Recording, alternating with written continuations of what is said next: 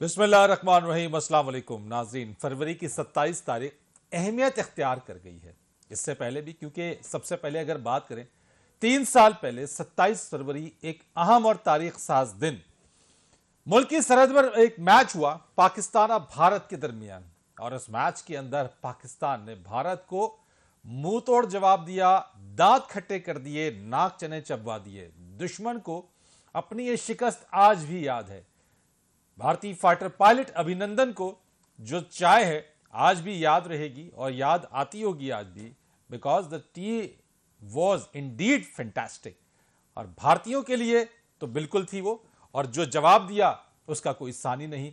आज operation Swift रेटॉर्ट को 3 साल मुकम्मल हो गए हैं, और जिस तरीके से हमने देखा दुश्मन ने जो जारहाना अंदाज इख्तियार किया, उसने शायद पाकिस्तान की बात करने की जो हिकमत अमली थी, या फिर उस चीज को देखने की जो हिकमत अमली थी, उसको कमजोरी समझा, लेकिन ऐसा नहीं था। इस सिलसिले में जो जवाब दिया गया, आज भी दुश्मन अपने जख्म चाट रहा है। तो एक तो यह मैच था जिसकी बड़ी इंपॉर्टेंस है, बहुत अहमियत है इसकी, लेकिन साथ ही साथ 27 फरवरी को यानी आज ही के दिन नाजरीन एक और मैच खेला जा रहा है सियासत के मैदान में। जी हां, पाकिस्तान की जो सियासत है, उसकी जो बिसात है, वो भी एक मैच की तरीके से ही है। हुकूमत और अपोजिशन, कभी हुकूमत के दावे, कभी अपोजिशन के दावे। एक रोज पहले पीटीआई की तरफ से सिंध से कराची की जानिब मार्च करने का आगाज किया गया, तो आज पाकिस्तान पीपुल्स पार्टी की तरफ से एक लॉन्ग मार्च का आगाज किया गया है कराची से, और यह बताया जा रहा है कि 9 मार्च को यह लॉन्ग मार्च इस्लामाबाद पहुंचेगा। दूसरी तरफ जो पीडीएम में शामिल जमातें हैं, वो भी लॉन्ग मार्च के हवाले से अपनी हिकमत अमली तैयार कर रही हैं। तो हुकूमत और अपोजिशन के दरमियान भी एक मैच ही है जिसे खेला जा रहा है। अब देखना यह है कि इस मैच के अंदर, क्योंकि हुकूमत भी सड़कों पर है, अपोजिशन भी सड़कों पर है, तो कौन एक दूसरे के लिए ज्यादा खतरनाक साबित होता है। दावे दोनों के हैं। एक का कहना है कि हुकूमत को घर भेज देंगे, और हुकूमत का यह दावा है कि अपोजिशन कुछ भी कर ले, हाथ कुछ भी नहीं आएगा। यह तो एक और हो गया। और आज एक फाइनल मैच खेला जा रहा है लाहौर कदाफी स्टेडियम के अंदर। बहुत खुशाइंद बात पाकिस्तान के हवाले से, मुकम्मल तौर पे पीएसएल में पाकिस्तान इस की मेजबानी कर रहा है, पाकिस्तान में ये हो रहा है। इसके अंदर जो मुल्तान सुल्तान्स हैं और लाहौर कलंदर्स हैं, वो आज आमने सामने हैं। क्रिकेट के दीवाने, शाकीन क्रिकेट बैठे हैं, इस मैच को देख रहे हैं। तो ये भी एक बहुत अहम मैच है, 27 फरवरी फाइनल मैच पीएसएल का। तो इसलिए मैंने आगाज में ही कहा कि यह बहुत अहम दिन इख्तियार कर गया है 27 फरवरी, क्योंकि पीएसएल का फाइनल भी आज खेला जा रहा है। तो शाकीन क्रिकेट जो है वो महजूज हो रहे हैं इस वक्त इस मैच से। इसके ऊपर भी आज बात कर लेंगे। और जिस तरीके से हमने देखा कि लाहौर कलंदर्स ने टॉस जीता है, पहले बैटिंग का फैसला किया, आगे चल के इसके ऊपर बात करेंगे। और साथ ही साथ एक और अहम तारीख साज दिन जो यहां पे इस अपने इस प्रोग्राम के जरिए हम बताएं कि ऑस्ट्रेलियाई क्रिकेट टीम 24 साल बाद पाकिस्तान का दौरा कर रही है। यह मैच खेला जाएगा। तो इस हवाले से मैंने जैसे पहले कहा कि 27 फरवरी जो है वो बहुत ही अहम एक तारीख साज दिन और बहुत ही अहम तारीख बन चुकी है, क्योंकि ऑस्ट्रेलियाई टीम का पाकिस्तान आना कुछ कम कामयाबी नहीं है। एक बहुत बड़ी कोशिश, कामयाबी पाकिस्तान की, कि पाकिस्तान ने ऑस्ट्रेलियाई क्रिकेट टीम को पाकिस्तान आने के हवाले से कहा यहां पे मैचेस खेले जाएंगे। तो टीम पाकिस्तान पहुंच चुकी है, तो एक बहुत बड़ी कामयाबी है। लेकिन साथ ही साथ बता दें, ये तमाम चीजों के अंदर देखिए, मुल्क के अंदर अगर अपोजिशन हो रही है, मुल्क के अंदर अगर जो है वो सियासत भी हो रही है, उसके अंदर जीत जो है वो सिर्फ पाकिस्तान की होनी चाहिए। इन तमाम मामलात के अंदर जो है वो जीत पाकिस्तान ही की हो, क्योंकि इससे पहले हमने जैसे कि आपको आगाज में बताया कि ऑपरेशन स्विफ्ट रेटॉर्ट जब हुआ और जब भारत ने पाकिस्तान के अंदर दरअंदाजी करने की कोशिश की, यह समझ लिया था भारत ने कि शायद पाकिस्तान जो है वो खामोश बैठा रहेगा। लेकिन यह सरप्राइज डे था, और वाकई सरप्राइज डे था भारत के लिए, भारतीय फौज के लिए, और यकीनन भारतीय फाइटर पायलट अभिनंदन के लिए भी।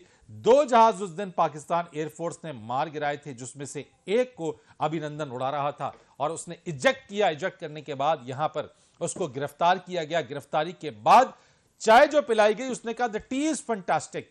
और ये यकीनन याद है, भारतीयों को तो बहुत अच्छी तरीके से याद है कि जो चाय उसे पिलाई गई थी, जो कीमत अदा की थी भारतीयों ने मिग 21 बाइसन की तबाही की सूरत में। और आज भी पाकिस्तान एयरफोर्स म्यूजियम के अंदर अभिनंदन का जो यूनिफॉर्म है, ये जो मिग 21 बाइसन था जिसको तबाह किया गया, हमारे शाहीनों ने, हमारी पाक फजाइया ने, जो बिल्कुल चौकस है, बिल्कुल अलर्ट है, और दुश्मन ये कभी ना समझे कि अगर हमने पाकिस्तान की फजाई सरहदों में या जमीनी सरहदों में या फिर समंदरी सरहदों को अगर कभी भी अबूर करने की या उसकी खिलाफ वर्जी करने की कोशिश की, तो चाहे फजा में हो, जमीन पे हो या फिर समंदर में हो, ऐसी मुंह की खानी पड़ेगी कि सरप्राइज डे फिर याद आ जाएगा। क्योंकि सरप्राइज डे जो है वो 27 फरवरी 2019 को था, और आज भी और आइंदा आने वाले बरसों तक भी दुश्मन अपना ये जख्म चाटता रहेगा। तो ये वो चीज थी के हवाले से आज इसकी तीसरी सालगिरह मनाई जा रही है, और ये एक बहुत बड़ी पूरी कौम के लिए फख्र की बात है कि इस दिन ये कामयाबी पाकिस्तान को हासिल हुई है। और हमेशा एक तरीके से जो उसका जो जहाज के जो मलबा और जितनी भी चीज़ें वहाँ से मिली, वो आज जो है वो न सिर्फ आज तक बल्कि आइंदा आने वाली जो हमारी नस्लें हैं उनमें हमारी जो पाक फजाइया की शाहीनों की जो जुर्रत और बहादुरी की जो कारनामे हमेशा वो उसको बयान करते रहेंगे। तो ये एक बहुत क्लियर मैसेज था भारत के लिए, और ये उसको समझना होगा, समझ जाना भी चाहिए, और समझ भी गया होगा भारत कि अगर ऐसी कभी कोई स्टंट करने की कोशिश की तो उसको बड़ा भरपूर जवाब दिया जाएगा और ऐसा सरप्राइज दिया जाएगा जिसे वो कभी ना भूल पाएंगे। अभिनंदन के हवाले से जिस तरीके से उसकी बातचीत थी, उन्होंने कहा जनाब बहुत ही अच्छा रवैया था, बहुत ही अच्छे तरीके से उनका ट्रीट किया गया, और सबसे बड़ी बात यह कि पाकिस्तान ने एक गुडविल जेस्चर के थ्रू, गुडविल जेस्चर, जज्बा खैर सगाली के जरिए पाकिस्तान ने अभिनंदन को वापस भी किया, और ये एक बहुत बड़ी बात थी। पूरी दुनिया के लिए एक बहुत क्लियर मैसेज था, और अभिनंदन ने यह एतराफ़ भी किया कि पाकिस्तानी जो फौज है एक प्रोफेशनल फौज है, ये उसका एतराफ़ था। वो अलग बात है कि भारत उसको ना माने, बॉर्डर क्रॉस करने के बाद, अपने मुल्क जाने के बाद वो भले अपनी स्टेटमेंट से निकले, लेकिन जो ऑन द रिकॉर्ड स्टेटमेंट्स है वो पूरी दुनिया ने सुना। हम अपने इसी प्रोग्राम के अंदर वफाकी वज़ीर दाखिला शेख रशीद अहमद साहब से बात करेंगे, पाकिस्तान पीपल्स पार्टी के सीनियर रहनुमा कमर जमा कारा साहब से बात करेंगे, क्योंकि पाकिस्तान पीपल्स पार्टी का लॉन्ग मार्च आगाज हो चुका है और वो इस्लामाबाद की जानिब रवा दवा है। लेकिन साथ साथ सियासत के अंदर इस वक्त जो अपोजिशन की जमातें सड़कों पर निकल आई हैं, पाकिस्तान पीपल्स पार्टी ने जिसका आगाज किया है, आज से एक माह पहले वजीर आजम इमरान खान ने यह बात कही थी कि अगर वो सड़कों पर आ गए तो वो इनसे ज्यादा खतरनाक होंगे और इनको छुपने की भी जगह नहीं मिलेगी। तो इस हवाले से भी अपने इस प्रोग्राम के अंदर तस्करा करेंगे, और फिर बात करेंगे PSL का जो फाइनल है ताज़ा तरीन उसके ऊपर, उसमें तज्जिया भी लेंगे। तो ये आज के प्रोग्राम के अंदर एक ब्रेक लेंगे, ब्रेक के बाद आएंगे, उस पर मजीद बात करेंगे हमारे साथ। एक बार फिर आपको प्रोग्राम में खुश आमदीद कहते हैं, और जहां बात करें सियासत के मैदान के हवाले से, वहीं पे इस वक्त अपोजिशन भी सड़कों पे है, और हुकूमत ने अवामी राब्ता मुहिम के नाम के ऊपर पाकिस्तान तहरीक इंसाफ भी इस वक्त सड़कों पर है, मुख्तलिफ जगहों के ऊपर जलसे जुलूस हो रहे हैं जिसका आगाज हो भी चुका है। इस सारी सूरत हाल के ऊपर जो ये सियासी बिसात है, और इस वक्त जो पाकिस्तान पीपल्स पार्टी की तरफ से आज कराची से जिस लॉन्ग मार्च का आगाज हो गया है, इस्लामाबाद आना है, और एक रोज पहले पाकिस्तान तहरीक इंसाफ ने भी जो है वो अंदरून सिंध से कराची की तरफ मार्च का आगाज कर दिया है। तो इस वक्त अगर अपोजिशन भी सड़क पर है, हुकूमत भी सड़क के ऊपर है, कौन किसके लिए ज्यादा खतरनाक हो सकता है, हम बात करेंगे। इस वक्त मेरे साथ बात करने के लिए मौजूद है पाकिस्तान पीपल्स पार्टी के सीनियर रहनुमा कमर जमा कारा साहब। लेकिन इससे पहले कारा साहब से हम बात करें, वजीर आजम इमरान खान साहब ने अब से कुछ वक्त पहले गुज़िश्ता माह उन्होंने टेलीफोन्स के ऊपर लोगों से, जो अवाम से बात करते हुए उन्होंने कहा था कि अगर वो सड़कों पर निकल आए तो वो और ज्यादा खतरनाक होंगे। ये बात क्या कही थी उन्होंने, जरा आपको दिखाते हैं। ये पहले 3 साल से लगे हुए हैं कि हम आज आ रहे हैं, तो कभी कोई बेरोजगार सियासतदान कहता है मैं गिरा दूंगा गवर्नमेंट, कभी कोई कुछ कहता है। अब गई जी गवर्नमेंट, कल गई, परसों गई, और ये पब्लिक को निकालने की कोशिश कर रहे हैं। आप अपनी चोरी बचाने के लिए निकल रहे हैं कि मुझे ब्लैकमेल करेंगे कि जी इतने लोग सड़कों के ऊपर आगे, जो अच्छा जी इमरान खान चला जाए। मैं आपको एक और ज़रा एक खबरदार करना चाहता हूँ, अगर मैं गवर्नमेंट से बाहर निकल गया मैं आपके लिए ज़्यादा खतरनाक हूँ। अभी तक तो मैं चुप करके या ऑफिस में बैठा होता हूँ और तमाशे देख रहा होता हूँ, मैं अगर सड़कों पर निकलाया ना तो आपके लिए छुपने की जगह नहीं होगी। वज़ीर आज़म इमरान खान ने 23 जनवरी 2022 को ये वाली बात कही कि मैं अगर सड़कों पर निकल आया तो आपसे ज़्यादा खतरनाक हूँगा। अभी तो मैं ऑफिस में बैठ के चुपचाप ये सारी चीज़ें देख रहा हूँ। कमर जमा कारा साहब मेरे साथ मौजूद हैं। सर बहुत शुक्रिया आपका, आपने अपने बिजी वक्त में से शेड्यूल है आपका, आप मार्च में इस वक्त मौजूद है। मुझे बताइएगा सर, आपने भी सुना प्राइम मिनिस्टर साहब ने ये बात कही और एक माह पहले तकरीबन ये बात उन्होंने कह दी थी कि अगर वो सड़कों पर निकल आए तो आपसे ज्यादा खतरनाक होंगे और छुपने की जगह नहीं मिलेगी। जी जी। हेलो। जी कारा साहब, आप मुझे सुन सकते हैं? जी मैं आपको सुन रहा हूँ। जनाब, मैंने प्राइम मिनिस्टर इमरान खान साहब का एक क्लिप सुनवाया जिसमें उन्होंने एक माह पहले 23 जनवरी को कहा था कि अगर वो सड़कों पर निकल आए तो वो इन सबसे ज्यादा खतरनाक साबित होंगे और अपोजिशन को छुपने की कहीं जगह नहीं मिलेगी। देखिए, गुजारिश ये है कि वजीर आजम साहब तो कहते थे कि अगर 50 लोग भी सड़क पर निकल के मुझे कहेंगे कि इस्तीफा दे दो तो मैं इस्तीफा दे दूंगा। आज पाकिस्तान के हजारों लाखों लोग सड़कों पे हैं और वो खान साहब से मुतालबा कर रहे हैं, और अगर उनके पास वक्त हो तो वो टीवी खोल के देख लें। कराची से चले तो वहां से अभी तक ठट्ठा पहुंचे हैं, जगह जगह हजारों लाखों का मजमा है, साथ बहुत बड़ी तादाद में लोग चल रहे हैं और जगह जगह पे इस्तेकाल हो रहे हैं। अभी भी ठट्ठा में एक बहुत बड़ी अवामी रैली चेयरमैन साहब का इस्तेकाल हुआ है और उन्होंने खिताब फरमाया। तो जो कहते हैं कि मैं बड़ा खतरनाक हो जाऊंगा, उन्हें एक बात तो समझ आ गई कि अब उनके जाने के दिन है। और खतरनाक उन्होंने क्या होना, इस मुल्क के वो धरने पहले दे चुके, मार्च पहले कर चुके, वो इस मुल्क के हुकूमत बना के नैब को इस्तेमाल कर चुके, FIA को इस्तेमाल कर चुके, एंटी करप्शन को इस्तेमाल कर चुके, स्पीकर तमाम सपोर्ट उनके साथ रही। आप मीडिया की तरफ से भी उन्हें टफ टाइम नहीं था बल्कि सपोर्टिव रोल था कि उनकी हुकूमत डिलीवर करे, लेकिन वो हर तरफ फेल हो गए हैं। और अब उन्होंने घबराना है, अब उनके घबराने के दिन आ गए, हमें घबराने की जरूरत नहीं। आज इमरान खान से कौम में सवाल करती है कि खान साहब, आप अपने पूरे 4 साल के इक़्तिदार में कोई एक वादा, आपने बिजली सस्ती की हो, आपने गैस सस्ती की हो, आपने तेल सस्ता किया हो, आपने रोजगार दिया हो, आपने पाकिस्तान का कर्जा कम किया हो, कोई एक वादा आपने एहतसाब किया हो, तो ये एक वादा तो बता दें। जब आपने कमीशन बनाए, आपके दाएं बाएं बैठे लोगों में माफिया की बातें करते थे। जब आटे का कमीशन बना तो आपके दाएं बाएं बैठे लोग थे, चीनी का कमीशन बना तो आपके दाएं बाएं बैठे लोग थे, अद्वियात की कीमतें बढ़ी तो आपके दाएं बाएं बैठे लोग थे। तो सवाल यह है कि आपने कोई एक वादा पूरा नहीं किया और आज 4.25 साल के बाद भी कह रहे हैं कि मैं ये कर दूंगा, मैं वो कर दूंगा। आप जा नहीं खान साहब, अब आप सिर्फ जाएंगे, आप करेंगे कुछ नहीं। अच्छा कारा साहब, एक बात बताइएगा मुझे कि आप ही के मार्च के मुतवाजी एक और पाकिस्तान तहरीक इंसाफ का भी मार्च हो रहा है और वो मार्च है सिंध हुकूमत के खिलाफ, उसकी गवर्नेंस के खिलाफ। इसको किस तरह से देख रहे हैं?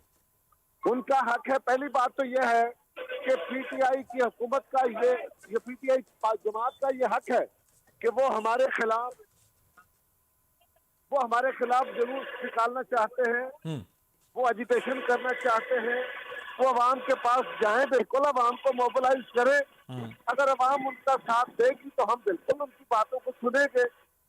लेकिन उन्होंने कौन सा वक्त चूज किया? क्या ये उनका अपना ख्याल था या शाह महमूद कुरैशी साहब सिंध के अंदर अपने मुरीदैन को निकाल के एक इकट्ठ करने की कोशिश कर रहे हैं और एक तसादुम की कैफियत पैदा करने की कोशिश है? अगर उन्होंने पहले लॉन्ग मार्च का ऐलान किया होता तो पीपल्स पार्टी करती हम मुजरिम होते। आज सारी कौम देख रही है कि पीपल्स पार्टी के ऐलान शुदा मार्च के बाद ये मार्ची करना और फिर अपने चंद मुरीदैन को इकट्ठा करके घबराहट में लोग तो इकट्ठे होने ही रहे, लेकिन वो जो बदजबानी शुरू हो गई उनके स्टेज से। अब मैं शाह महमूद कुरैशी साहब भी कोई कम नहीं कर रहे, लेकिन उनके साथ बाकी वज़राए जो गुफ्तगू जो ज़बान इस्तेमाल कर रहे हैं, आप खुद बताइए कि क्या उसमें कोई सकत है, कोई जान है? Answer is no. तो अब इमरान खान साहब के जाने का वक्त है, अब उनके घबराने का वक्त है, हमारा नहीं। अच्छा कारा साहब, प्लान के मुताबिक इस्लामाबाद कब पहुंच रहे हैं? इंशाल्लाह मेरे ख्याल है 9 तारीख को, 9 तारीख को, 9 तारीख को इंशाल्लाह ताला शेड्यूल है। बहुत बड़ा क्राउड इंशाल्लाह इस्लामाबाद आएगा। और खान साहब ने वैसे तो कोई वादा अपना पूरा किया नहीं, हर वादे से यू टर्न लिया। ये तो उन्होंने वादा किया था कि मुझे 50 लोग भी कहेंगे तो मैं इस्तीफा दे दूंगा। अब तो अवाम तो कह ही रही है, अब बहुत जल्द ऐवान है पाकिस्तान की कौमी असेंबली भी उनको कहने वाली है कि खान जी अब गए हो।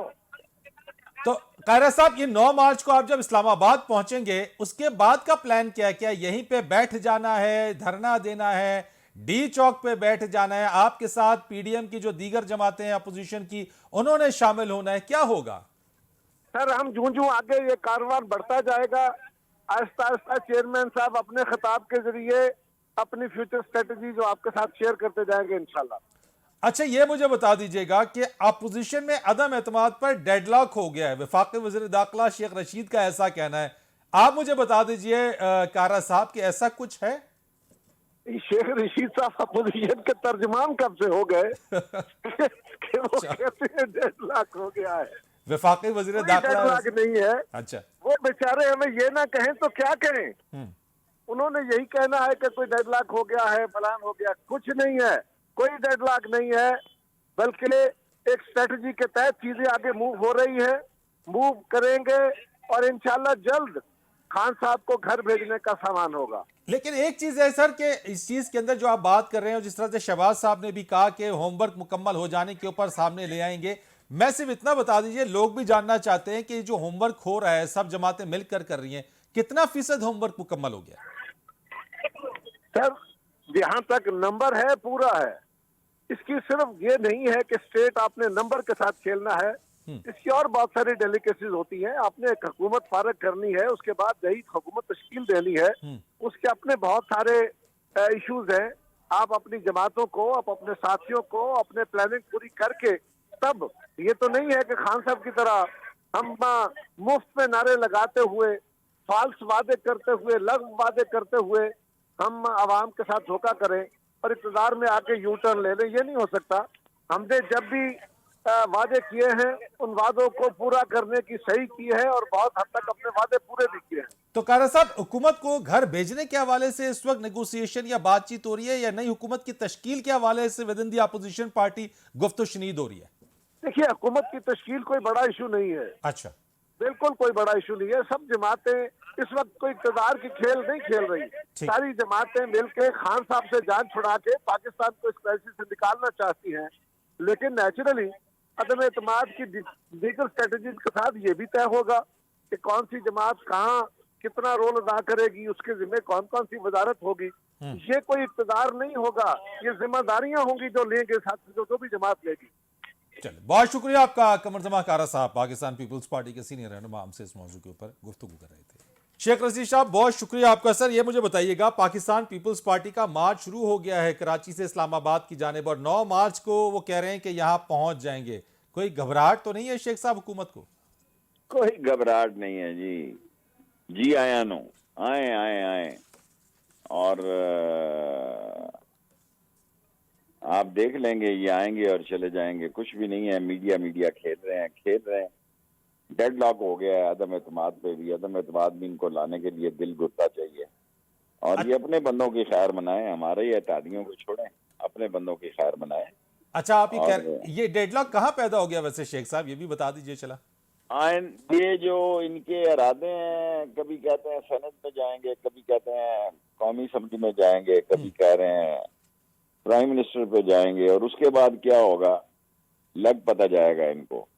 और ये अपनी सियासी कब्र खोदने के लिए जा रहे हैं। इनको कुछ नहीं मिलेगा, नाकाम रहेंगे, नाशाद रहेंगे और अपना सा मुंह देकर वापस जाएंगे। तो आप ये समझते हैं कि ये तहरीक अदम एतमाद नाकाम हो जाएगी, तो किस हद तक आप अपोजिशन की जो पोजीशन है उसको कहाँ देखते हैं, और हुकूमत की पोजीशन को आप कहाँ देखते हैं? देखें, आने तो देना पहले, उसके बाद 9 दिन है। 2 दिन स्पीकर के पास होगी, दूसरे दिन वो फैसला देने का पाबंद है, 7 दिन के बाद वोटिंग होगी। आप देखें, इन 9 दिनों में ही आपको पता लग जाएगा कि इनमें जागर ग्रुप कितने हैं। और बाकी हमारे तादी कहीं नहीं जाते, इंशाल्लाह इमरान खान के साथ खड़े रहेंगे। अच्छा शेख साहब, ये जो आप कह रहे हैं कि कबड्डी कबड्डी खेल रहे हैं, ये कबड्डी कबड्डी कब तक चलेगा? वैसे मैच कब तक चलेगा ये वाला? अब ये तो आपको साफ मीडिया को फैसला करना पड़ेगा ना। 2 महीने हो गए हैं, मेरा मतलब है, को कट्टी कट्टा निकालो जो निकालना है। सिक हो गए हैं लोग सुन सुन के। कल आ रहे हैं, सोमवार को आ रहे हैं, आज इतवार है, आज बाबू घर है, आज नहीं होगा, आज इधर। आप देखें ये आहिस्ता आहिस्ता अपनी जगह पे आ जाएंगे। तरीके अदम एतमाद, दुनिया में जंग के बादल छाए हुए हैं, दुनिया हिली पड़ी है और ये इक़्तिदार के भूखों का जुमा बाजार लगा है, ये अपने मुंह के बल गिरेंगे। ओके शेख साहब, एक सवाल पूछूंगा, एक सवाल। सियासी साइबर अटैक की आप बात कर रहे हैं कि खान साहब सियासी साइबर अटैक करेंगे और ये जो इंतशार और खलफशार की बातें करें उन पर झाड़ू फिरेगी। कुछ बता दीजिए वैसे किस तरह का ये साइबर अटैक होगा? अभी आए तो सही ना जी, देखें अभी तो दस्तखत नहीं किए इन्होंने। 22 को यहाँ पे OIC की कॉन्फ्रेंस है, 23 को बहुत सारे वज़ीर ख़ारजा OIC के शिरकत कर रहे हैं 23 मार्च की परेड में। हाँ। और ये 23 मार्च को भी नहीं आएंगे। और ये जो 6-7 की डेट दे रहे थे, ये ऑस्ट्रेलिया के मैच के बाद 9 तारीख को आएंगे। बड़े शौक से आए, इनके लिए रास्ते क्लियर हैं, कोई रुकावट नहीं। यानी तुरुप का पत्ता जो आप कहते हैं वो खान साहब के पास ही है? जहर है जी, क्यों नहीं है? वो कप्तान है, ग्राउंड में उतर के फैसला करेगा जब ये आएंगे। आए तो सही। तो ये बता दीजिए कि वो पत्ता कौन सा है जो सब पत्तों को जीरो कर देगा? अगर आपको मैं ये बता दूं तो फिर रह क्या जाता है।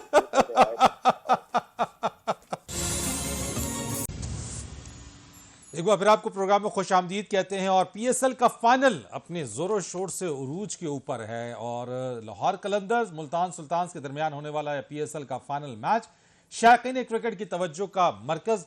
और इस वक्त एक बहुत ही, जिस तरह से हमने कहा कि चाहे आज जीत किसी की भी हो, लेकिन जीत होगी पाकिस्तान की और पाकिस्तान की जीत ही में जो है वो सबसे ज्यादा खुशी इसके अंदर है। हमारे साथ मौजूद हैं कदाफी स्टेडियम लाहौर से क्रिकेट एक्सपर्ट तज्जियाकार उमर फारूक। अस्सलाम वालेकुम। उमर फारूक, बहुत शुक्रिया आपका। किस तरह का जोश व खरोश स्टेडियम में मौजूद हैं? फैंस इस वक्त जो है वो उनका जोश व खरोश किस तरह से देख रहे हैं आप? देखिए, लाहौर वैसे भी 3 साल में दूसरी बार फाइनल खेल रहा है और जो इस साल की लेग है वो 2 साल के बाद हुई है। 2019 आपको याद होगा आखिरी दफा यहाँ पे क्रिकेट खेली गई थी, उसके बाद कोविड की वजह से 2 साल का गैप रहा है। हमेशा कराची की ही लेग होती रही है, उसके बाद आपको अबू धाबी जाना पड़ा। तो 2 साल का जो एक डेप्रिवेशन थी लाहौरियों के लिए, उनको ग्राउंड में मैच देखने को नहीं मिल पा रहे थे, उनके यहाँ क्रिकेट नहीं हो पा रही थी, जिसकी वजह से आज क्राउड जो है, आज क्या बल्कि पूरी लेग जो 20 मैचेस जहाँ पे हुए हैं सो फार, उनमें ऑलमोस्ट हाउसफुल रहा है। जितने लाहौर के गेम्स हुए हैं उसमें तकरीबन इसमें कोई डाउट नहीं है कि हाउसफुल ना हुआ हो। आज के दिन की बात करें तो आज का दिन तो ऑलरेडी 7 बजे टॉस से पहले ही ऑलमोस्ट हाउसफुल होना शुरू हो गया था। और ये नहीं कि अंदर स्टेडियम के इतने ही लोग बाहर भी मौजूद हैं, अंदर कोशिश कर रहे हैं कि कहीं उनको रास्ता मिले। काफी अच्छा, फैंस किसको ज्यादा सपोर्ट कर रहे हैं इस वक्त उमर फारूक, और क्या समझते हैं आप किसका पलड़ा भारी लग रहा है आज का ये PSL फाइनल जीतने के लिए? देखिए, फैंस तो यहाँ लाहौरी बहुत ज्यादा है। ऑलमोस्ट हर चीज पे, हर शॉट पे लाहौरी यहाँ पे एकदम कहते हैं कि बॉयल वाला सीन है यहाँ पे। ज्यादा फैंस आ रहा है, लाहौर में गेम हो रहा है, लाहौर फाइनल खेल रहा है, तो उनकी सपोर्ट तो ज्यादा है। लेकिन इस time right now Multan Sultan का पलड़ा भारी है। टॉस जीत के लाहौर ने बैटिंग तो की, लेकिन जिस एग्रेसिवनेस से उन्होंने टॉस जीत के बैटिंग की है उस तरह रन नहीं कर पाए। अब मोहम्मद हफीज क्रीज पे मौजूद है इस टाइम और आई थिंक 50 उनकी हो गई है और बड़ी देर बाद उन्होंने एटलीस्ट हमें देखने को मिला। हफीज ने भी रन करना शुरू किए हैं, लेकिन अभी फिलहाल जो है कहना अभी बहुत जल्दी है ये कहना कि कौन सी टीम जो है वो गेम विन कर पाएगी। लेकिन सो फार मुल्तान जो है इस वक्त करंट स्कोर क्या है? कौन बैटिंग कर रहा है, कौन बॉलिंग कर रहा है, एवरेज क्या चल रहा है, और क्या प्रोजेक्टाइल स्कोर हम बता सकते हैं कि जो लाहौर कलंदर्स है वो कितना स्कोर कर सकेंगे अगर हम प्रोजेक्टाइल की बात करें तो? देखिए, 15 ओवर हो गए हैं, 103 रन किए, ये आई थिंक लोएस्ट है 15 ओवर में अब तक का इस टूर्नामेंट में। जिसकी वजह से मैंने आपको बोला कि इसका मुल्तान जो है वो अपर हैंड पे है। जिस तरह का पिच था, जिस तरह का फ्लैट पिच था, आज का इतना शाइनी पिच था, लग रहा है कि पे गेम हो रहा है, लेकिन उस तरह के रन हो नहीं पाए। प्रेडिक्टेबल ये था कि यहाँ पे 200 रन होएंगे आराम से कौन से, लेकिन लाहौर की जो बैटिंग ऊपर से कोलैप्स हुआ है उसकी वजह से वो जो एक मार्जिन था 100 रन का वो कम हो गया। तो फिलहाल 103 रन है, 4 विकेट डाउन है, 15 ओवर है। नॉर्मली आइडियली इस फॉर्मेट के अंदर इतने रन होते नहीं है। 15 ओवर में कम से कम आपका कहीं ना कहीं आप 130, 135, 140 पे होते हैं, बट लाहौर इस time I think 50 run short है। तो इसकी वजह वैसे क्या उमर फारूक के जो पहले बैटिंग करने का डिसीजन है उसको आप समझते हैं कि वो ठीक नहीं था, या जो बॉलर्स है या जो पिच है वो बॉलर्स को सपोर्ट कर रही है? रीजन क्या है इसकी? देखिए, लाहौर की जो स्टार्ट उन्होंने किया, थोड़ा केयरफुल तरीके से नहीं कर पाया, वो थोड़ा केयरलेस से ज्यादा। फाखर जमान की बात करें, पूरा शॉट नहीं मारा। उसके बाद अब्दुल्ला सिद्दीकी की बात करें, लूज शॉट खेला उन्होंने। निशान एक नया रिकॉर्ड खिलाया उन्होंने, पूरे टूर्नामेंट में नहीं खिलाया, उसका पहला गेम खिलाया, उससे भी लूज शॉट खेला। तो ऐसा नहीं कि यहाँ पे बॉलर्स ने आउट किए हैं। उसके 3 विकेट गिरे हैं, उसमें बेसिकली जो 4 विकेट गिरे हैं उसमें कहीं ना कहीं बैट्समैन की गलती थी। अदरवाइज पिच ऐसा नहीं है कि जहाँ पे इतने कम रन बन सके। ठीक हो गया उमर फारूक साहब, आपसे मजीद इस पर बात करते हैं। मिर्ज़ा इकबाल बेग साहब, क्रिकेट एक्सपर्ट, तज्ज़ियाकार हमारे साथ मौजूद हैं। मिर्ज़ा इकबाल बेग साहब, बहुत शुक्रिया सर आपके वक्त का। बताइएगा, इस वक्त पीएसएल का ये फाइनल हो रहा है और जीत चाहे जिसकी भी हो, जीत पाकिस्तान की होगी, और 27 फरवरी का दिन किस तरह से देखते हैं इस पीएसएल फाइनल को? बहुत बहुत शुक्रिया फरीद। मैं समझता हूँ कि पाकिस्तान में हालांकि इस दफा पीएसएल में कोई टॉप के इंटरनेशनल क्रिकेटर नहीं आए, लेकिन उसके बावजूद जिस तरीके से पीएसएल अपने इख्तितामी मराहिल की तरफ आज गामजन है, hats off to the organisers के बड़े अच्छे तरीके से, बड़े हुस्न खूबी के साथ, जबकि कोविड के साए मंडला रहे थे। कराची में 37% हो गया था, लाहौर में भी ज्यादा था, लेकिन अब ये मुकम्मल हो रही है। ये पाकिस्तान क्रिकेट के लिए मैं समझता हूँ बड़ी खुशाइन बात है, पाकिस्तान क्रिकेट के मुस्तकबिल के लिए। आज पीएसएल का फाइनल हो रहा है, आज ही ऑस्ट्रेलिया की क्रिकेट टीम पाकिस्तान आई है, तो पाकिस्तान में अब क्रिकेट की बहारें जो है फरीद वो लौट कर आ रही हैं। और बड़ा अहम दिन वैसे इस हवाले से भी है कि 24 साल बाद ऑस्ट्रेलियाई क्रिकेट टीम पाकिस्तान की तरफ उसने रुख किया है इस लैंडमार्क इवेंट को, यानी 27 फरवरी इस हवाले से भी वैसे यादगार रहेगा इकबाल बेग साहब। जी हाँ, बिल्कुल। अभिनंदन के हवाले से तो यादगार था ही, लेकिन आज पीएसएल का फाइनल, फिर ऑस्ट्रेलियन क्रिकेट टीम की पाकिस्तान आमद। जी हाँ, मैं समझता हूँ ऑस्ट्रेलिया फुल स्ट्रेंथ टीम लेकर आया, वरना इससे पहले जो टीमें आ रही थी पाकिस्तान के दौरे पर वो अपनी बी टीम या अपने यंग प्लेयर्स को भेज रही थी, लेकिन ऑस्ट्रेलिया पूरी स्ट्रेंथ के साथ टेस्ट सीरीज में आया है। अगर से वनडे सीरीज में उनके टॉप के प्लेयर्स नहीं होंगे, T20 में नहीं होंगे, लेकिन उसके बावजूद मैं समझता हूँ कि टेस्ट क्रिकेट ही क्रिकेट का असल हुस्न है। 1877 में, मार्च 1877 में टेस्ट क्रिकेट शुरू हुई, और लोग कहते हैं कि वो खिलाड़ियों की महारत का इम्तिहान होती है टेस्ट क्रिकेट, उनके पेशेंस का इम्तिहान होती है कि वो किस तरीके से अपने आप को मोल्ड करते हैं। तो मैं समझता हूँ कि पाकिस्तान क्रिकेट के लिए, टेस्ट क्रिकेट के लिए बड़ी खुशाइन बात है, क्योंकि इससे पहले जो टेस्ट मैचेस हुए जिन टीमों के खिलाफ, वो कमजोर टीमें थी। वो साउथ अफ्रीका की टीम को ले लें या बांग्लादेश को ले लें या श्रीलंका को ले लें, लेकिन अब असल मुकाबला अब होगा जब 4 मार्च से रावलपिंडी क्रिकेट स्टेडियम में पहला टेस्ट पाकिस्तान। इसका क्रेडिट आप किसको देते हैं मिर्जा इकबाल साहब, जो ऑस्ट्रेलियन क्रिकेट टीम पाकिस्तान आई है? देखिए, इसमें क्रेडिट जो है वो बाज लोग तो रमीज राजा को दे रहे हैं, लेकिन मैं इससे थोड़ा डिफर करता हूँ, क्योंकि काफी अरसे से ये मूव तो चल रही थी कि पाकिस्तान में जो है वो हालात बेहतर हो रहे हैं। और पहले भी आईसीसी में जब पाकिस्तानी वफ्द जो जाता था तो उसमें वहां ये सजेशन होती थी कि ऑस्ट्रेलिया दौरा करे, तो इसका क्रेडिट सबको जाएगा ओवरऑल, मौजूदा बोर्ड को भी, साबिका बोर्ड को भी, क्योंकि कोशिशें तो जारी थी। और मैं समझता हूँ शहरियार खान साहब के जमाने से, जो कि साबिक सिफारतकार है, जो पीसीबी के साबिक चेयरमैन रहे, उनके जमाने से कोशिशें जारी थी। जका अशरफ, नजम सेठी, तो सब लोगों का ये मुश्तरका इसमें कंट्रीब्यूशन है। और मैं समझता हूँ ये पाकिस्तान क्रिकेट के लिए, किसी एक को अगर हम हैक पहना देंगे कि नहीं जी ये चौधरी साहब है, इनकी वजह से आया, तो वो गलत होगा। चले, यानी जीत तो पाकिस्तान की है, और जो हमारी पाकिस्तान की जीत है वो सबसे इंपॉर्टेंट है हमारे लिए।